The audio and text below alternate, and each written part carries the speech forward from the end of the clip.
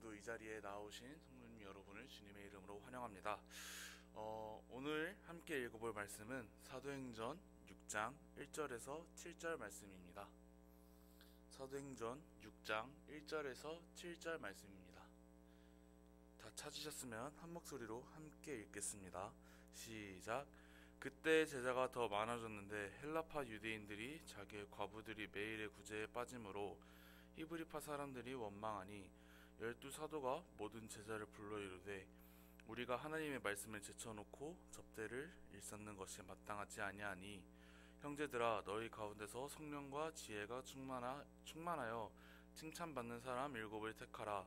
우리가 이 일을 그들에게 맡기고 우리는 오로지 기도하는 일과 말씀 사역에 힘쓰리라 하니 온 무리가 이 말을 기뻐하여 믿음과 성령이 충만한 사람 스데반과 또 빌립과 브로고로와 니가노르 디몬과 바메나 유대교에 입교했던 안디옥 사람 니골라를 택하여 사도들 앞에 세우니 사도들이 기도하고 그들에게 안수하니라. 하나님의 말씀이 점점 왕성하여 예루살렘에 있는 제자의 수가 더 심히 많아지고 허다한 제사장의 무리도 이 도에 복종하니라. 아멘. 오늘 함께 읽어본 말씀 본문에는 1절에 예수님을 따르는 제자가 더 많아지고 있다고 소개하고 있습니다. 그러면서 사람이 많이 많아지고 모임에서 문제가 생깁니다. 무슨 문제입니까? 바로 구제하는 일에 대한 문제가 생기게 됩니다.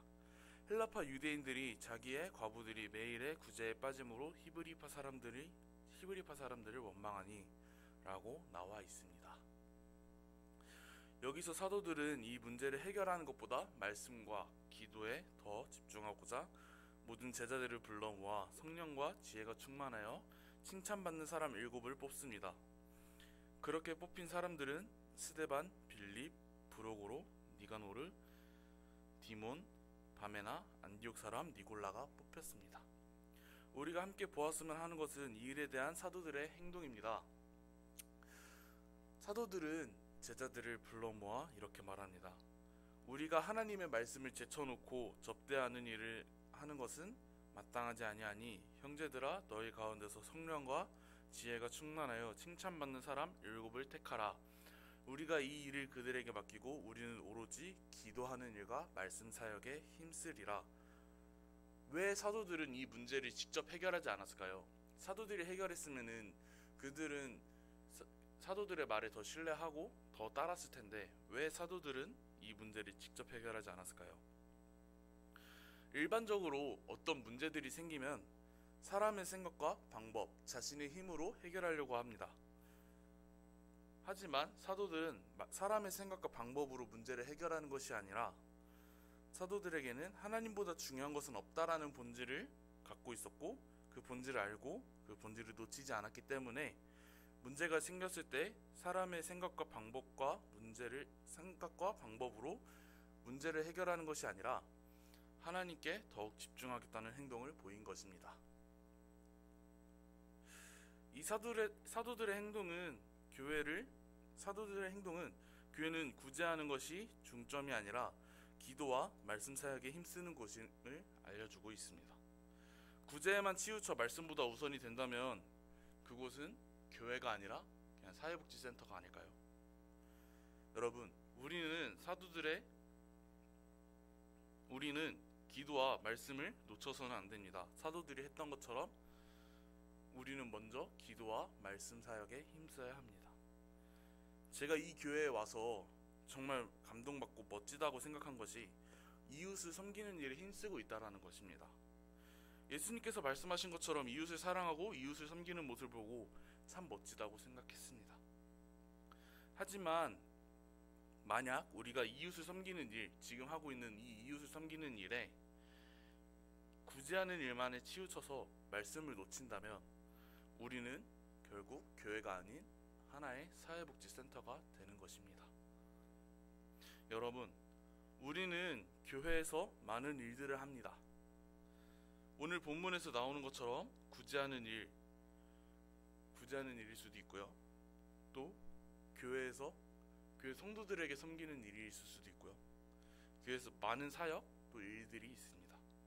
하지만 우리는 반드시 기억해야 할 것은 그 모든 것이 기도와 말씀 사역보다 앞서지 않아야 한다는 것입니다. 또 오늘 1절에서 보면은 헬라파 유대인들이 히브리파 유대인들을 시기한다고 했습니다. 왜 그렇습니까? 헬라파 유대인들의 과부만 구제받지 못하고 히브리파 사람들만 구제를 받기 때문입니다. 이웃을 섬기는 일과 교회에서 성도를 섬기는 일 가운데 차별을 두면은 안 된다고 보여주고 있는 것이죠. 예를 들어서 어떤 한 성도는 무엇을 섬기고 무엇을 줄 때 엄청 많이 또 이만큼 줬는데 다른 성도한테는 이만큼밖에 안 주고 정말 조금만 준다면은 그 상대들은, 그 비교적으로 적게 받은 사람들은 좀 억울하고 그럴 수도 있죠. 그리고 이웃을 섬기는 일에 이 이웃은 주는데 저 이웃은 안 주고 그러면은 공평성이 떨어지고 또 오늘 본 히브리파와 헬라파 유대인들의 모습처럼 보일 수 있습니다.